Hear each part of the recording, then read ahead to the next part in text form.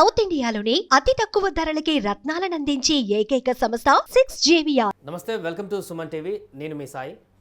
IPL fever కొనసాగుతుంది. ప్రస్తుతానికి 2024 season కొనసాగుతుంది.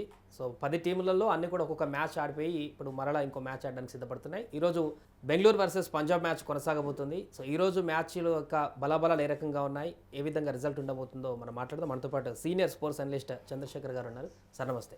నమస్తే సాయి. బెంగళూరు వర్సెస్ పంజాబ్ మ్యాచ్ జరగబోతుంది. Bengaluru women's first time champion అయ్యారు. సో ఆ సెంటిమెంట్ కూడా ఈసారి మెన్స్ కంటిన్యూ చేయబోతున్నారు అనేటువంటి ఒక అంచనాలు అభిమానుల్లో ఉత్కంఠ రేపుతున్నాయి. కానీ ఫస్ట్ మ్యాచ్ అయితే కొంత నిరాశ పరిచినట్టు పరిస్థితి కనిపిస్తుంది. ఈ రెండో మ్యాచ్ ఎలా ఉంటుంది సార్? సేమ్ మనం ఫస్ట్ ఇదిలో చెప్పుకున్నట్టుగా హోమ్ గ్రౌండ్లో ఆడుతుంది. సో ఇప్పటిదాకా చూస్తే కనుక ట్రెండ్ 17th ఎడిషన్ ట్రెండ్ గమనిస్తే కనుక న్యాచురల్గానే హోమ్ టీమ్ అడ్వాంటేజ్ తన యొక్క హోమ్ కండిషన్స్ని వాటిని చక్కగా ఉపయోగించుకుంటూ ఎక్స్ప్లాయిట్ చేస్తూ విజిటింగ్ టీమ్ని ఓడించడం అనేటువంటిది చూసాం మనం. సో ఆ యాంగిల్లో అందులోనూ పర్టికులర్గా బెంగళూరు విషయంలో Bengaluru is very strongest side at the Bengaluru. అది మామూలు పాస్ట్ హిస్టరీని చూస్తే కూడా. సో అందుకని మేబీ ఈసారి బెంగళూరు ఈరోజు మ్యాచ్కి టైటిల్ అది ఇన్ఫ్యాక్ట్ మ్యాచ్ విన్నింగ్ ఫేవరెట్గానే ఉండేటువంటి అవకాశం ఉంది. ఇంకొకటి సార్, బెంగళూరు టీంలో బ్యాటింగ్ బలంగా కనిపిస్తుంది, ఫీల్డింగ్ కూడా మంచి ఫీల్డింగ్ కనిపిస్తుంది గ్రౌండ్లో. బౌలింగ్ విషయానికి వచ్చేసరికి ఎందుకో ఇక్కడ కొంత నెగిటివ్గా, అంటే అంత పర్ఫెక్ట్గా కనిపించినట్టుగా అనపడట్లేదు. చాలామంది కామెంట్స్ కూడా అదే చేస్తున్నారు అభిమానులు. మంచి బౌలింగ్ టీం ఉంటే ఇంకా బాగుండేది బెంగళూరు అని చెప్పేసి. అది నిజమేనా, లేకుంటే వీళ్ళు వాడుకోలేకపోతున్నారా ఉన్న బౌలింగ్ టీంని? I agree. ఒక యాంగిల్లో ఎస్, బ్యాటింగ్ కన్నా కూడా బౌలింగ్ కొంచెం వీక్గా ఉంది బెంగళూరుకి అనేటువంటిది రైట్ ఫ్రమ్ ఫస్ట్ ఎడిషన్ నుంచి ప్రూవ్ అయినటువంటిది. అది ఈవెన్ ఇఫ్ దే స్కోర్ 200+ చేస్తే కూడా డిఫెండ్ చేసుకోలేకపోవడం ఆ స్కోర్ని దాన్ని అనేటువంటిది చాలా మ్యాచ్ల్లో చూసాం మనం. More than if I'm not wrong 72% వాళ్ళు హయ్యెస్ట్ స్కోర్ చేసి కూడా డిఫెండ్ చేసుకోలేకుండా ఓడిపోయినటువంటిది. అంటే వాళ్ళ లూజింగ్ పర్సంటేజ్ని కనుక గమనించినట్లయితే రిక్వైర్డ్ రేట్ 9+ ఉన్నటువంటి సందర్భంలో కూడా గెలవలేకపోయినటువంటిది. సో అందుకని బౌలింగ్ డిపార్ట్మెంట్ కొంచెం వీకెన్ అయింది అనేటువంటిది గుడ్ అబ్జర్వేషన్. పర్టికులర్గా చహల్ని వదిలేసుకున్న తర్వాత ఇంకా వీకెన్ అయింది. మామూలుగానే చహల్ ఉన్నంతకాలం యాక్చువల్గా బెంగళూరుకి విన్నింగ్ పర్సంటేజ్లో బౌలింగ్ కోటాను కనుక తీసుకున్నట్లయితే Chahal will stand the first. So అట్లాంటిది చహల్ వెళ్ళిపోయిన తర్వాత ఇంకొంచెం వీకెన్ అయినటువంటి మాట కరెక్టే. కానీ సాయి అన్నదానికి ఒక చిన్న కరెక్షన్ చేస్తాను నేను. యాక్చువల్గా బ్యాటింగ్ ఏదో స్ట్రాంగ్ ఉంది అంటే కనుక చెన్నైతో జరిగినటువంటి మ్యాచ్లో తెలిసిపోయింది. డూప్లెసిస్ అంత భయంకరమైనటువంటి స్టార్ట్ ఇచ్చిన తర్వాత 8 బౌండరీస్ తోటి 35 అవుట్ ఆఫ్ 35 8 బౌండరీస్ అంటే 32 రన్స్ బౌండరీస్ ద్వారా వచ్చినాయి. సో ఆ ఇదిలో రనే బాల్ ఆడినటువంటి విరాట్ కోహ్లీ ఒక ఎండ్లో ఒక నీ ఓపెనరు నీ పార్ట్నరు ఆడుతున్నప్పుడు ఫ్రీ ఫ్లో ఆడుతున్నప్పుడు, అందులోనూ అతను కూడా రైట్ హ్యాండ్ బ్యాట్స్మెన్. ఇక్కడ గమనించాల్సినటువంటిది ఓకే, లెఫ్ట్ హ్యాండర్కి న్యాచురల్గానే ఉండేటువంటి ఆ ఫ్రీ ఫ్లో ఉంటుంది కాబట్టి అతను ఏదో డ్రైవ్స్ కొట్టగలుగుతున్నాడు అనేటువంటిది కాదు. ఒక రైట్ హ్యాండ్ బ్యాట్స్మెన్ అంత ఫ్లోగా ఆడుతున్నప్పుడు ఇంకొక ఎండ్లో నువ్వు కూడా అంతే ఫాస్ట్గా ఆడగలగాల. లేకపోతే కనుక 17.5 crores పెట్టి కొనుక్కున్నటువంటి క్యామరన్ గ్రీన్ మీద ఎన్నో ఎక్స్పెక్టేషన్స్ ఉన్నాయి. Green is of course take off చాలా బాగుంది, బట్ ఆ రకమైనటువంటి స్టార్ట్ని దాన్ని ఒక పెద్ద స్కోర్గా మలుచుకోలేకపోయాడు. Even for that matter Maxwell. So కాబట్టి అంటే దినేష్ కార్తిక్ ఫినిషింగ్ రోల్ పూర్తి చేసేంత దాకా కూడా Bengaluru middle order batting lineup అనేటువంటిది it's question by the CSK bowlers. CSK పోనీ అంత ఎక్స్ట్రాడినరీ బౌలింగ్ అటాక్ అంటే కాదు, ఉన్నటువంటి వాళ్ళని చాలా జాగ్రత్తగా వాడుకోగలిగినటువంటి పరిస్థితిలో ఉంది. కానీ they are not the extraordinary bowling unit.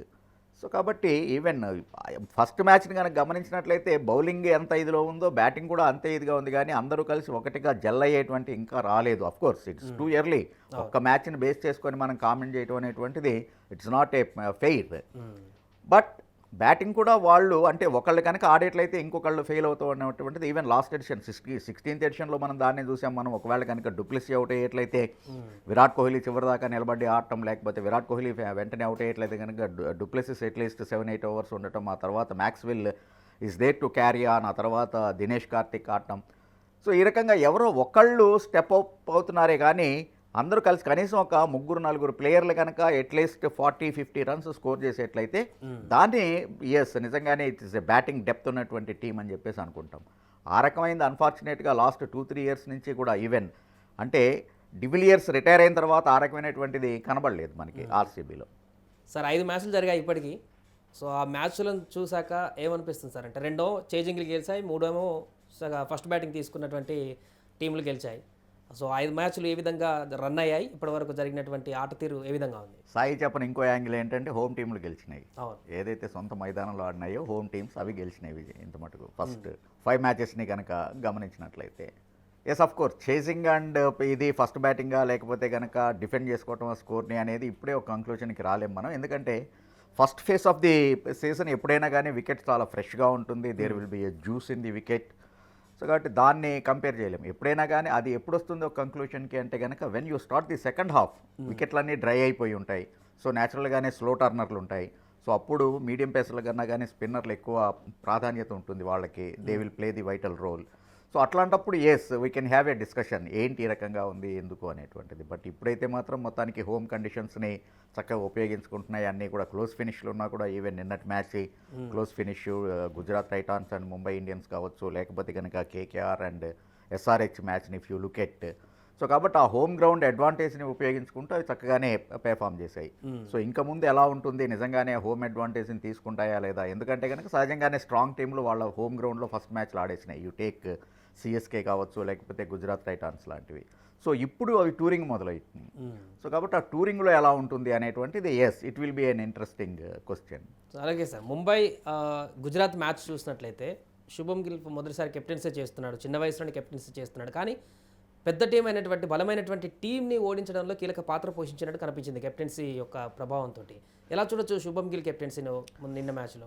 Yeah of course శుభం గిల్ ఒక ఎక్స్పీరియన్స్డ్ అండ్ సీజన్డ్ కెప్టెన్ లాగానే నిన్న కనబడ్డాడు, నో డౌట్. తన బౌలర్లని వాడుకున్నటువంటిది పర్టికులర్గా స్పెన్సర్ జాన్సన్ని తీసుకొచ్చినటువంటి, బికాస్ జాన్సన్ బౌలింగ్ చేసినటువంటిది only 2 overs if you look at that. సహజంగా ఎవరైనా కానీ కొత్త బౌలర్ని స్లాగ్ ఓవర్స్లో తేవడానికి అంత డేర్ చేయరు. సహజంగా చేస్తే కనుక ఒకవేళ బిట్వీన్ 10 to 15 ఓవర్స్లో ట్రై చేసి ఒకవేళ అతను వికెట్ తీస్తే okay, well and good, it will be a bonus. Otherwise ఒకవేళ రన్స్ లీక్ చేసినా కూడా ఆ తర్వాత senior bowlers are there to control that అనేటువంటి ఆలోచనలో వెళ్తూ ఉంటారు, ఎంత సీనియర్ క్యాప్టెన్ అయినా కూడా. బట్ ఒక్కసారి ఈ రకంగా ఎప్పుడైతే స్పెన్సర్స్ని అతను రిజర్వ్ చేసుకున్నాడో ఒక స్టాక్ బౌలర్ కింద, ఒక ట్రంప్ కార్డ్ కింద ఉపయోగించుకున్నాడు, అక్కడ శుభ్మన్ గిల్ యొక్క మెచ్యూరిటీ లెవెల్స్ కనబడ్డాయి. No doubt Shubman Gill is leading the side. First time అవ్వచ్చు కాక youngest player, youngest captain to win the IPL match నిన్న. That's all true.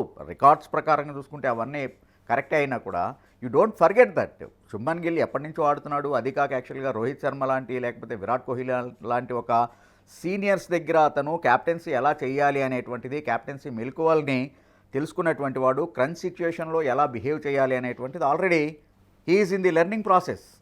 సో అందుకని పెద్ద ఇది కనబడలేదు. కాకపోతే మీరు అన్నట్టు అతను బౌలర్లని ఉపయోగించుకున్నటువంటి విధానం మాత్రం ఎస్ సాయి నిజంగానే. ఇంకొక ఇంట్రెస్టింగ్ విషయం సార్ దీంట్లో, ఎంఎస్ ధోని హెయిర్ స్టైల్ చూస్తే 2004లో ఆయన ఎప్పుడైతే ఇంటర్నేషనల్ క్రికెట్లోకి ఎంట్రీ వచ్చాడో ఆ లుక్తోని ఈ సీజన్లోకి దిగబోతున్నాడు. అంటే దీంతో కంప్లీట్గా ఇంకా క్రికెట్కి ముగింపు పలుకుతాడనేటువంటి ఇండికేషన్ ఇస్తున్నాడా? ఒక్కొక్కసారి నిజంగా యాంకర్ల యాంగిల్ చాలా కొత్తగా ఉంటుంది సాయి నాకు నిజంగా. అంటే మేము చూసేటువంటి యాంగిల్ కన్నా కూడా బియాండ్ ది అబ్జర్వేషన్ అన్నట్టుగా ఉంటుంది. వాడి హెయిర్ స్టైల్ ఎలా ఉంది, లేకపోతే కనుక ఫస్ట్ అప్పుడు ఏ చేతితోటి బ్యాట్ పట్టుకొని మైదానంలో దిగాడు, ఇప్పుడు ఏ చేతితో పట్టుకున్నాడు. సో ఇవన్నీ కూడా అంటే ఫ్యాన్స్ యాంగిల్లో చూస్తే కనుక ఐ అగ్రీ, సాయి ఎప్పుడు కూడా ఫ్యాన్స్ యాంగిల్లో చూసి క్వశ్చన్లు వేస్తూ ఉంటాడేమో. బట్ అలాగా కాకుండా if you look at the professional side, Dhoni hair style అనేటువంటిది ఇప్పుడేదో అప్పుడు 2004లో అతని కెరియర్ బిగినింగ్ చేసినప్పుడు అట్లా ఉంది అనేటువంటిది. ఆ తర్వాత క్లీన్ షేవ్ కూడా చేసుకున్నాడు, గుండు కొట్టించుకొని కూడా వచ్చాడు. సో కాబట్టి ఒకవేళ రేపు పొద్దున కనుక సెకండ్ హాఫ్ ఆఫ్ ది సీజన్లో గుండు కొట్టుకొని ప్రత్యక్షం అయితే కనుక సాయి మళ్ళీ సార్ ఏంటి మళ్ళీ ధోని కంటిన్యూ అవుతున్నాడా అనేటువంటిది కాదు కదా, మిడిల్ ఆఫ్ ది కెరియర్లో ఆ రకమైనటువంటి హెయిర్ స్టైల్. సో జనరల్గానే ప్లేయర్స్ ఏంటి అంటే వాళ్ళ హెయిర్ స్టైల్స్ని వాటిని మార్చుకుంటూ, because this is the time. ఇప్పుడు ఎప్పుడైనా కానీ ఇల్లు దీపం ఉండగానే ఇల్లు చక్కదిద్దుకోవాలి అన్నట్టుగానే పీక్లో ఉన్నప్పుడు లేకపోతే వాళ్ళు పబ్లిక్ డొమైన్లో ఉన్నప్పుడే వాళ్ళు ఏమనుకున్నారో దాన్ని చేయగలరు. ఒక్కసారి రిటైర్మెంట్ అయిపోయిన తర్వాత if you look at Sachin Tendulkar, Sachin Mumbai ఇండియన్స్కి మెంటర్గా ఉన్నా కూడా సచిన్ని ఫ్రేమ్లో చూసినప్పుడు మాత్రమే కామెంటేటర్ ఆ పేరుని రెఫర్ చేస్తూ ఉంటాడు, లేకపోతే కనుక పబ్లిక్ గుర్తు చేసుకుంటూ ఉంటారు. But otherwise it's an history. So అలాగనే ప్లేయర్ యొక్క career, you take any player. So అందుకని ధోని న్యాచురల్గానే కొన్ని డిఫరెంట్ హెయిర్ స్టైల్స్ని మెయింటైన్ చేస్తుంటారు. ఆ రకమైనటువంటి ట్రెండ్కి ఆద్యుడే ధోని. సో కాబట్టి అలాంటిది, అంతేగాని దాన్ని ఏదో ప్రత్యేకంగా ఇది ధోనికి లాస్ట్ సీజన్ అనే యాంగిల్లో ఆలోచించిన. రైట్. అలాగే సార్, కేఎల్ రాహుల్ యొక్క ఆట తీరు గురించి పరిశీలిస్తే కొంత స్లోగా ఆడుతున్నాడు, ఎక్కువ బాల్స్ తీసుకుంటున్నాడు అనేటువంటి ఒక విమర్శ.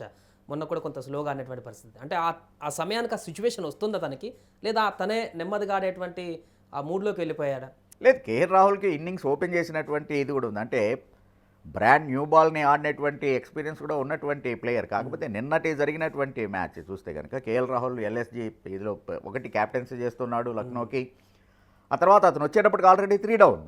సో కాబట్టి ఆ సిచ్యువేషన్లో ఒకటి you are chasing a big total 194 టార్గెట్ని చేస్తూ ఉన్నటువంటి క్రమంలో బిలో పవర్ ప్లే 6 ఓవర్స్ లోపే 3 వికెట్స్ కోల్పోయి ఉన్నటువంటి దశలో and only 42 runs on the board. అప్పుడు బీయింగ్ ఏ క్యాప్టెన్ ఏం చేయాలి? So being a captain first you should stare the wicket. ఒకవేళ అదే టైంలో కనుక I go for the bang అనేటువంటి ఉద్దేశంతో ఆడినట్లయితే ఇదే సాయి మళ్ళీ క్వశ్చన్ చేస్తాడు. సాయి సార్ క్యాప్టెన్గా ఉండి ఫస్ట్ బాల్ నుంచి అలా హిట్టింగ్ వెళ్ళడం అవసరమా? క్యాప్టెన్గా రెస్పాన్సిబిలిటీ తీసుకొని ఫస్ట్ డిఫెన్స్ ఆడుతూ కదా యాక్సిలరేట్ చేయాల్సినటువంటిది. Because first gear, second gear, third gear తర్వాత 4th గేర్కి వెళ్తుంది. ఒకేసారి 4th గేర్ చేస్తే మన కారు దెబ్బతింటుంది. సో కాబట్టి ఇదేంటి అనేటువంటిది. అందుకని రాహుల్ని నిన్న ఆడినటువంటి విధానం మాత్రం బీయింగ్ ఏ సీనియర్ అనలిస్ట్ నేను డెఫినెట్గా దాన్ని యాక్సెప్ట్ చేస్తాను. ఎందుకంటే ఆ టైంలో వికెట్ ఆపాల్సినటువంటి అవసరం ఉంది కాబట్టి.